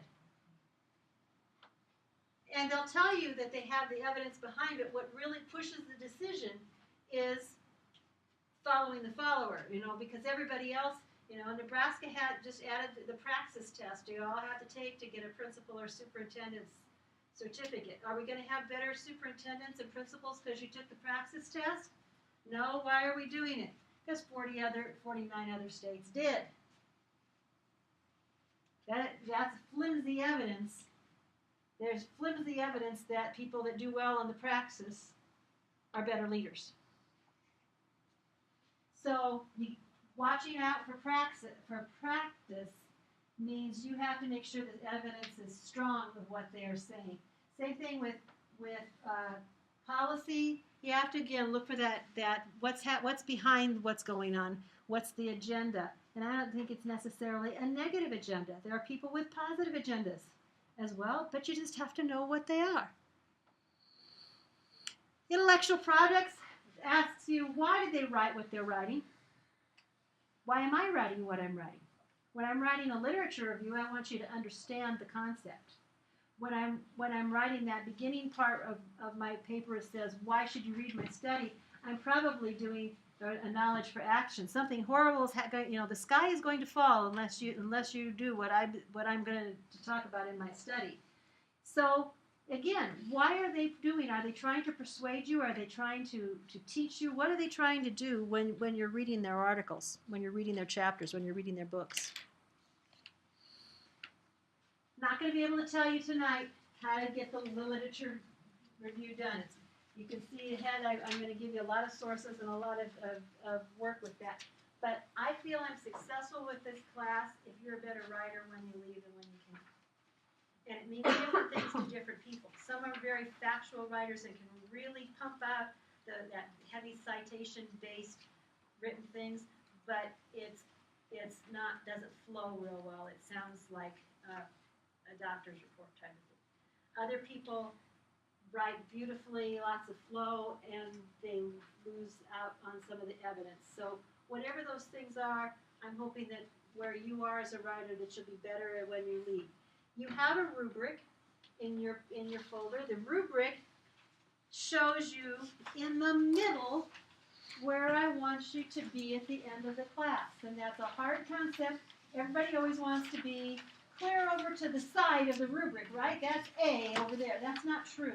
What I'm showing you with the literature review rubric is where I expect people to be at the beginning, is the progressing. When I get to the end of the semester, I'm hoping you are at that center stage. You are at that middle stage of becoming, which it says, this is what we need for this class. In this class, this literature review is a paper. It is not the literature review of your dissertation, because there is nobody that's ready to put that all together yet. Nobody. Don't tell me you are. I have seen dozens of them over and over And I can tell you, you're not ready to do the literature review. But you are ready to make a literature review that you can tear it apart, use this paragraph over here, this section goes there. You will use it if you stay in the same area of expertise. So stay big and broad. That person that wanted to do the phonics study should probably do a literacy literature review. Because they might end up not doing phonics, but they're probably going to do something about reading. And if I'm going to do something about reading, I kind of need to be able to tell people about how important reading is and how we teach people to read. Basic, big, and broad. So you want to get those middle points on the rubric, not the ones to the right. The ones to the right says when you actually write the dissertation rubric, you're going to have that level of expertise with it. And that's what the expectation is, not this semester. You're not expected to do your whole dissertation in one semester. So think of this as a literature review. There are published literature reviews. You're going to get one on bullying 2 weeks from now. That's all it is. It's just a literature review. I'm going to inform you about some stuff that I've found out about bullying. Here it is. I'm not going to do a study on it. In this class, we are not setting up. There will not be research questions. You will not be telling. People get into stats and everything, pretty soon everything looks like a stats thing. And they start to get these things and they says, these are my participants. There's no participants in a lit review. Literature review is what is everybody else doing? What are they all saying? It can be historical. It can be current. It can be a combination of them. But what you're being asked to do is an article that stands by itself, that's on an issue of achieving school excellence. And if it all fits in your dissertation, that's gravy. And if you keep it big and broad enough, lots of it will go there. I have all those dozens of people I've worked with. I've never had anybody saying, I'm staying on the same field, but none of the stuff I wrote back in my classes fits in my final dissertation. It isn't, because it's you, it's who you are, it's what you're interested in, it's what you're reading. The only time it doesn't work is when you say, I thought my dissertation was going to be about math, but guess what? I'm going to do it on technology. Then sometimes it doesn't, but guess what? The skills still stay, and what my objective is to have you feel that you're a more accomplished writer, not that you've written your dissertation. This time of the program, the seminars, the research classes, we are calling the pre-proposal stage. Before the 5 chapters, we will read lots of 5 chapters. We will work on things that help you create parts of the 5 chapters, but you have 12 hours of dissertation, a year and a half, sometimes 5 years, of writing that actual dissertation. So you want to be proactive and adding to your expertise. You do not have to polish to the place of that right-hand side where it's dissertation. So when you get yourself feeling overwhelmed, work yourself back from the ledge and say the goal is to be a better writer, not to have it all written. People go, oh my gosh, 20 pages and I've got all these reports to do and this and that. Again, a literature review is about what other people say about it. You're going to find that when you're quoting people and you're citing those things, that it takes some space to explain it. But what you don't do is you don't say, oh, all right, reader, I read Article A. Here's what author A had to say. And then, you know what? You should read what author B says. And so my next paragraph's about author B's article. And in his book, this article said this author said that. It's not talking about one source after another. What we're going to talk about is how do you bring all these sources together and make you be the author. That's where you have the ownership of it. And all of this stuff that you read supports what it is that you are trying to say and what you're trying to do with it. lots more to come on that, but I know that's what's in the back of your mind is that big assignment that's coming through. And so you will see as you look at the calendar, I have broken it into bits and pieces. And so instead of saying, here's a 50-point paper, I say, give me this much this week, give me 2 pages this week. I'm going to help move people through this, hopefully. Okay, I am out of time to do this, but I would like to have you open your handout to the page that says Evaluating Titles. I don't know of any place else in the program where this actual information comes to you. And so this is something that you can, when you're doing your next week's handout type of thing, spend a couple minutes looking at, because the first thing you do when you go to look at and say, what do I want to read, is you start to see the titles of things. And they either draw you to or away from whether I should even read it. And guess what? When you write, the same thing is true. Dissertation titles sometimes are 30 pages, it's like by the time they get to the end of the title, they told you the whole dissertation. You want to make it something that informs your audience. So the same thing that you see, that the same pitfalls you're seeing there, this is something like I'm saying, keep this as you're thinking about. You have 2 things. There's a pile of stuff that you're going to be about your area of expertise, but there also should be a pile of stuff about how to do it.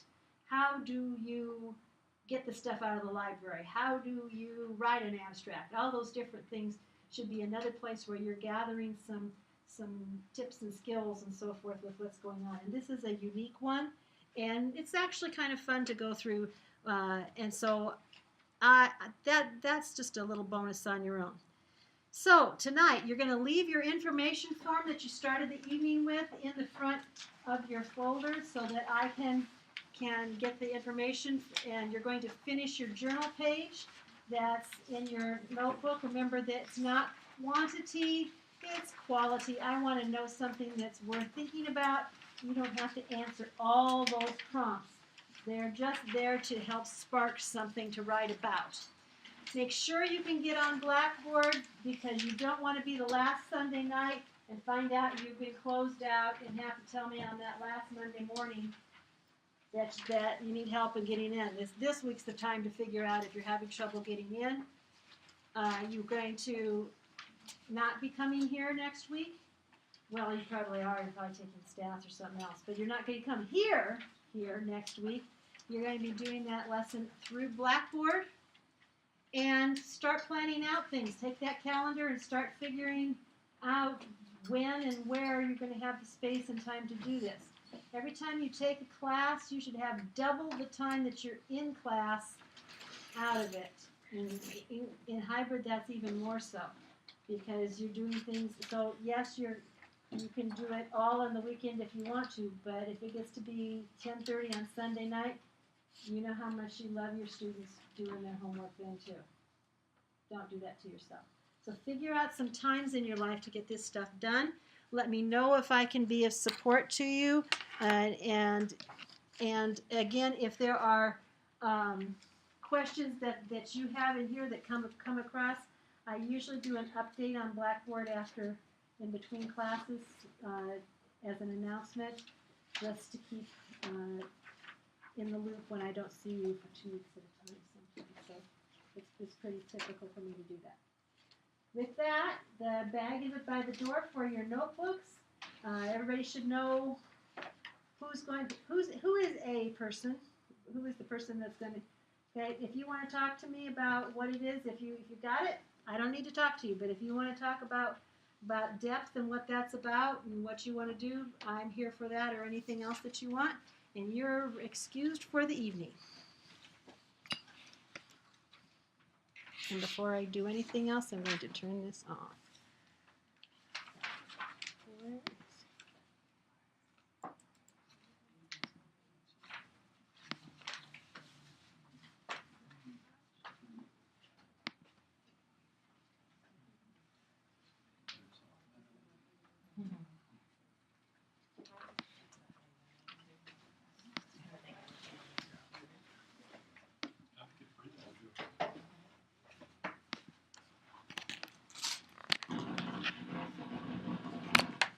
Sorry.